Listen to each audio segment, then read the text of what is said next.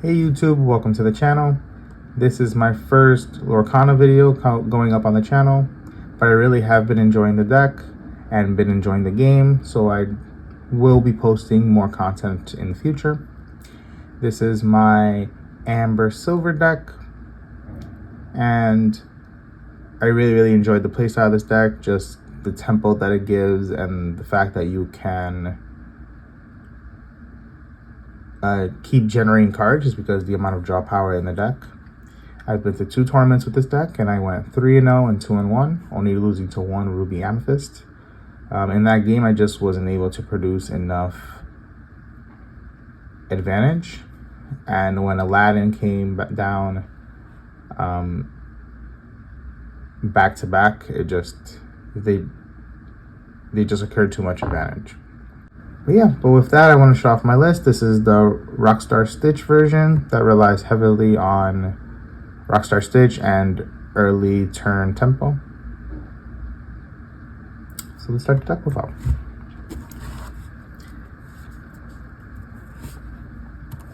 So this is one of the main cards of the deck, Rockstar Stitch, just allowing you to flood the board and then replenish your hand. It's just one of the best cards in the deck. Also, having a shift 4 on the Stitch means that he can come down a turn early, and you can sometimes just quest for an additional 2 lore. If you have regular Stitch, you can shift and then just get 2 lore, and that sometimes can just win you the game, because if your opponent isn't too focused on that, you can easily just sneak out a few points. Like one game I had 2 of these in hand, and that was a longer game, so I did ink a lot more than I usually do, but I just dropped 2 of these on one turn and scored 4 points. Well, scored 6 points. 4 points that my opponent wasn't expecting, and that won me the game. So I really do like the ability to shift here. The Rockstar Stitch, you want to play all the cheaper cards. So for silver, I play 4 Captain Hook and 4 Prince Eric. Sorry, let me just fix the lighting a bit. Should be better. 4 Captain Hook and 4 Prince Eric. I really like Challenger as a effect.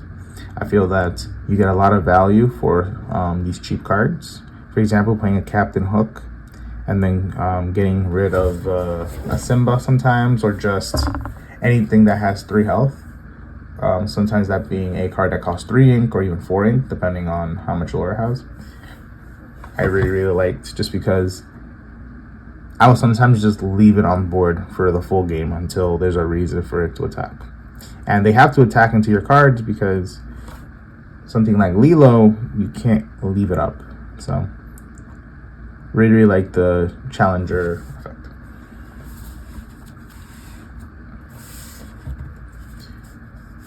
Then we play 4 Stitch and 4 Lilo. Lilo is just one of those cards that you always want to try to mulligan for if you can early game, and it will easily just snowball your advantage.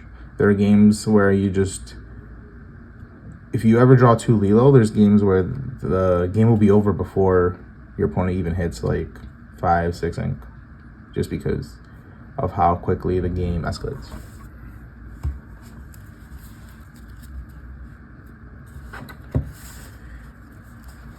And the last card we play for 2 costs or less to help enable our Stitch is 4 Simba. Simba's one of the best cards, and one of the cards you want to see very early on with Lilo.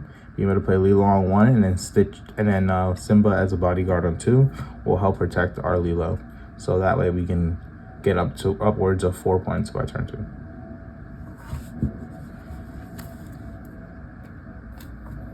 Then another reason that the deck is really strong is because in addition to Stitch, we also have a Whole New World. So a Whole New World allows us to replenish our hand very early, so we will often just play everything onto the board and then play a Whole New World, get a new hand, and just keep doing that over and over until our opponent just doesn't have the answers.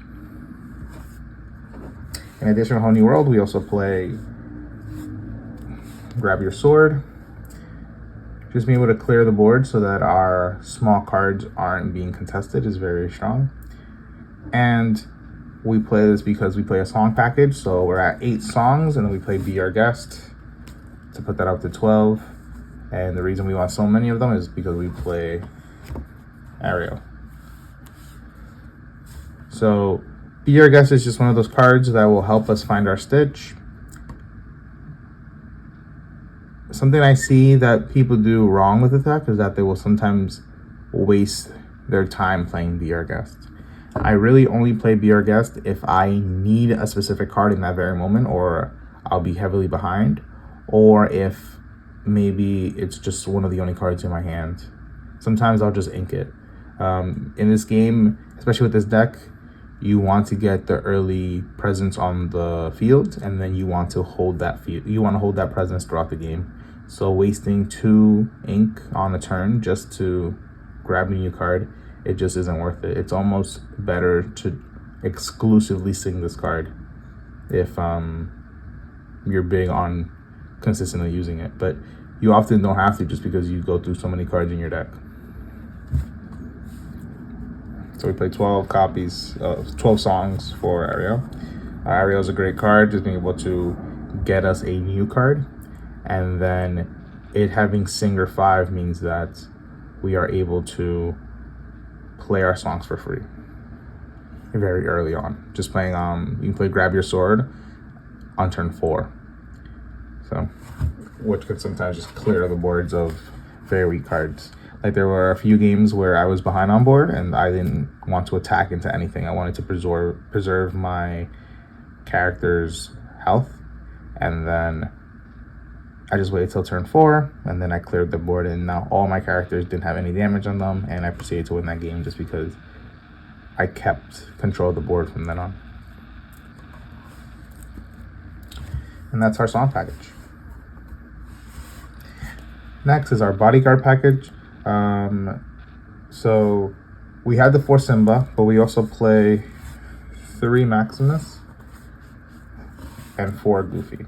So the reason that I like Goofy over Maximus is just because if you see 2 Goofy, you can play a Goofy, and then if they swing into it, or if they challenge it, or if you challenge with it, you can then on the next turn play a second Luffy and heal the first Luffy. So I really like that interaction. Maximus is also very strong just because of the support effect. It just allows one of our very small cards to attack.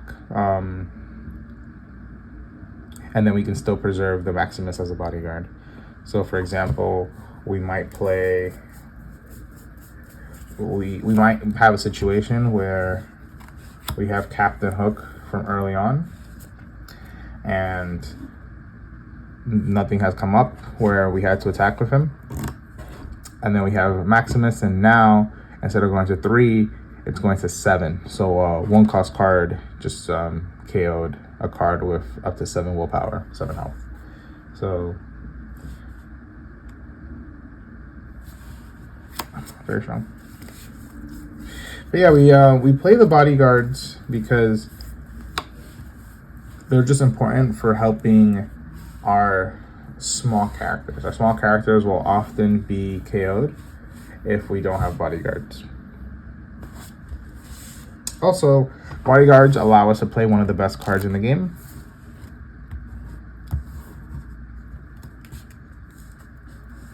Rapunzel. So Rapunzel, if I didn't play the bodyguards, it would be very hard to rationalize playing Rapunzel just because all of my cards have so little health that them being damaged and not being banished would be very unlikely. But being able to play the bodyguards allows us to challenge with them and then heal, or if our opponent attacks trying to set up a grab your swords or just a smash, so maybe they attack and then next turn they plan to banish your card. Now you can play Rapunzel and punish them for that play. So definitely like the 3. I never missed the 4th. I often wasn't playing the card, it would just be ink. But when I was able to play the card and I needed to, it always won me the game. Just being able to draw 2-3 cards and heal a card that they thought they could KO is very good. And then we played just so I play 3-3-4. So this is just my package for contesting the board. So I play 4 Tinkerbell, because the Tiny Tactician, just because I want a play on 3. There's Ariel, there's also Tinkerbell, but those are some of the plays I want on 3. And going Tinkerbell into Giant Tinkerbell, Giant Fairy, allows us to just have a great curve. You just consistently want to play the best play. So Lilo on 1, Simba on 2, Tinkerbell, Tiny Tactician on 3, and then Giant Fairy on 4. It's just a great curve. You've probably cleared most of their board. You're up on lore. Yeah. The reason I didn't play 4 Tinkerbell is because I wasn't sure what to cut. I think I wanted to just try things, just because the deck is new and the game is new to me. I did just want to try a few different strategies to see which one worked best. And I definitely missed the fourth one of this. Being able to see Tinkerbell more consistently would have been a lot stronger than the additional bodyguards that I played. So going forward, I would probably maybe just cut the Maximus, and that would be my 4th Tinkerbell. Okay, so those are the Tinkerbells. And then lastly, we just played the Fire Cannons. I feel like this is a card that isn't seen very often in this deck. I just felt like if you lose the dice roll and you have to go second, it's a card that helps get you back into the game. Also, it helps you set up plays where you can go fire the cannons followed by a Tinkerbell, and you can destroy a full board just because you're doing 1 damage to everything, then you're attacking 1 card for 4, then you're doing 2 damage to something else, and then fire cannons allows 2 damage to something else again. So this could easily allow us to banish 2 or 3 cards on the turn that we play Tinkerbell. Well, I guess if we play Tinkerbell on 5, that way we have 1 more for fire cannons. But yeah, that was the deck profile. I really enjoyed how this deck performed. I am looking into other color combinations. One color combination I was looking into was Amber Amethyst, just because they have Maleficent, so you can play even more Lilos. But I'm really just enjoying the game. I think this is a great deck. I'll probably keep playing it until I start running into issues where I see some limitations, but so far the deck has been performing very well for me, and I've really just enjoyed the playstyle of it. And that's the video. I would love to hear you guys' comments on the deck, as well as hear your experience with the game and what decks you guys have been playing. I'm curious to see what decks have been popular. I've really been enjoying the playstyle of the game, and it's definitely feels fresh to me, just because I often just play One Piece. So I do like the freshness of it. I plan on playing more often, and I will be posting One Piece content as well as Lorcana content on the channel. And with that, if you've made it this far into the video, please consider commenting, and subscribing. Have a great day.